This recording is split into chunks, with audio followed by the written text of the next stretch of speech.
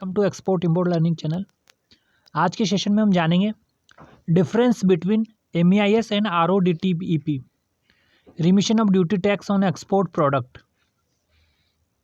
जैसा कि हम लोग जानते हैं कि MEIS स्कीम डिसकंटिन्यू होके जो नई स्कीम आई है उसका नाम है remission of duty tax on the export product. इसको डिसकंटिन्यू करने का क्या रीज़न था और नई स्कीम लॉन्च करने का क्या रीज़न था, वो हम बिल्कुल इस वीडियो में जानने की कोशिश करेंगे। पहले हम जान लेते हैं कि डिफरेंस क्या है इनके बीच में। ठीक है, तो MEIS स्कीम ऑफ इंसेंटिव में और जो नई स्कीम आई है RODTEP स्कीम, इसमें डिफरेंस क्या है। MEIS स्कीम जो स्कीम थी उसमें क्या आपको मिलता था, एक लाइसेंस जिसमें ड्यूटी स्क्रिप्ट मिलती थी। तो ये एक आपको एज ए कैश आपको लाइसेंस मिलता था, जो कि आप इंपोर्ट ड्यूटी पे जो बेसिक ड्यूटी कस्टम ड्यूटी होती है उसको पे कर सकते थे। ठीक है, इस प्रकार से नई स्कीम है, इसमें भी आपको इलेक्ट्रॉनिक लेजर के थ्रू आपको स्क्रिप्ट मिलेगी। ठीक है, जो कि आप ट्रांसफ़र भी कर सकते हो और उसको कस्टम ड्यूटी यूटिलाइज भी कर सकते हो, इंपोर्ट की ड्यूटी पे कर सके। ठीक है, तो पहला स्कीम ऑफ इंसेंटिव पढ़ लेते हैं हम MEIS का। वो क्या है? Additional incentive of the export good apart from other refund drawback available on undertaking the said export.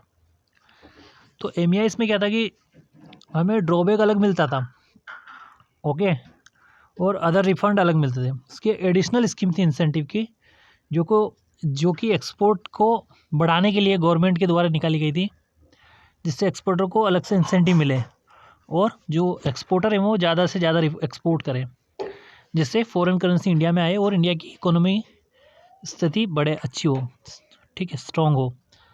But इसके अगेंस्ट इस जो नई स्कीम आई है उसका भी पढ़ लेते हैं। Refund of the indirect tax on input use in the manufacturing of the goods product which is not currently reimburse by any other scheme.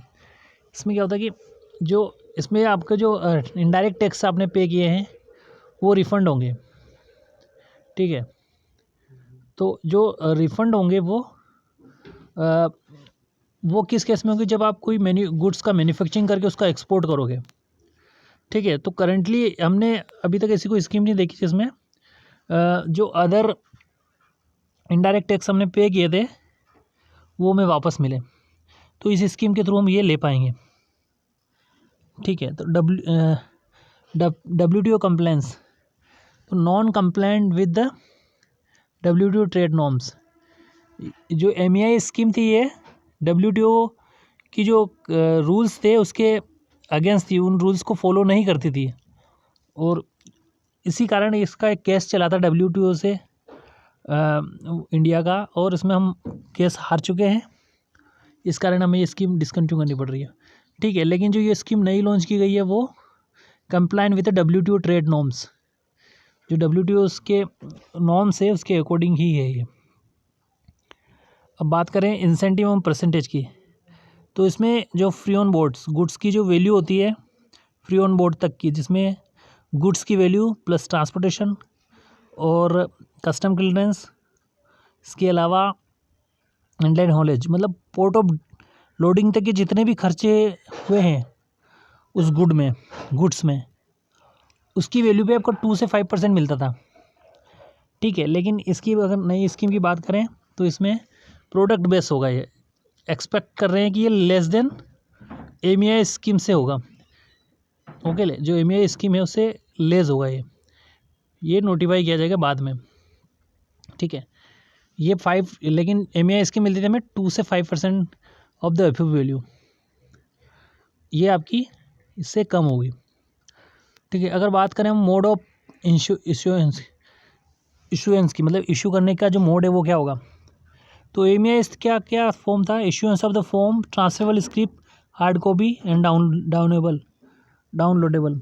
Okay, तो ये जो हार्ड कॉपी थी इसकी हार्ड कॉपी हम DGFT से कलेक्ट भी कर सकते थे, थ्रू कोरियर हमें आती थी, या फिर हमारा एजेंट इसको ला सकता था वहाँ से, और इसको ऑनलाइन डाउनलोड भी किया जा सकता था, ईमेल पे भी आती थी। बट हम बात करें नई स्कीम RODTEP की, तो इसमें क्या होगा ये जो स्कीम होगी वो आपकी पूरी तरह से इलेक्ट्रॉनिक स्किप होगी, इलेक्ट्रॉनिकली मेंटेन की जाएगी आइस गेट पर, ठीक है। इसको एक इलेक्ट्रॉनिक लेजर भी कहा जाएगा। एक इलेक्ट्रॉनिक लेजर जो होता है आइस गेट पे हम अपनी डिटेल पूरी देख पाएंगे, कितना हम एक्सपोर्ट कर रहे हैं, कितनी शिपमेंट हमने कर ली, ठीक है। तो ये एक प्रोसीजिंग तो सेम होगी, बट इसमें क्या होगी कि इशू करने का तरीका डिफरेंट होगा।